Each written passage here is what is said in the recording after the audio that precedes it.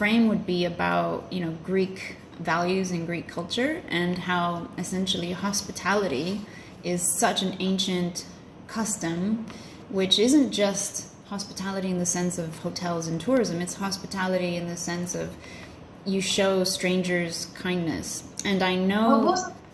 Sorry? Wasn't there that word that your dad was talking about with an M? Meraki.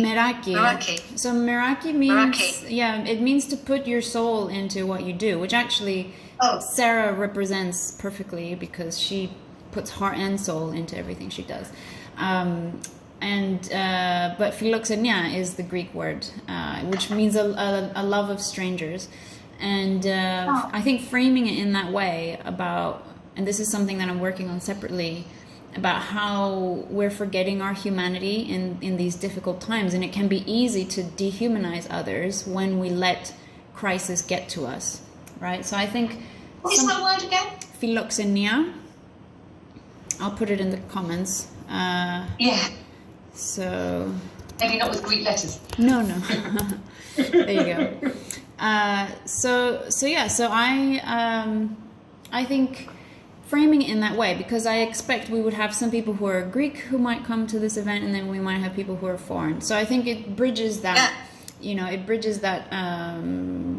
gap between Greeks and non-Greeks.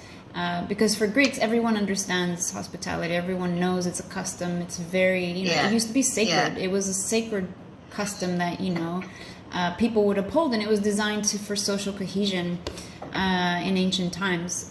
And for me, it's heartbreaking that, we're forgetting that. And I understand why, because, there aren't resources, there's just like this onslaught of crisis.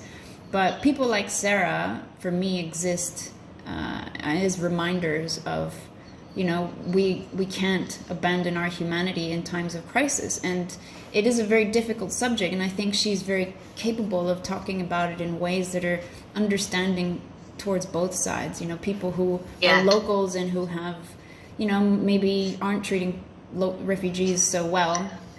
And she understands that fatigue exists, but it's also not an excuse to dehumanize people who are just seeking a better life, really. So I think, that might be a good way to kind of walk that fine line. I don't know what you think. Yeah, I mean, what's in that? Yes. What's interesting is that, we have this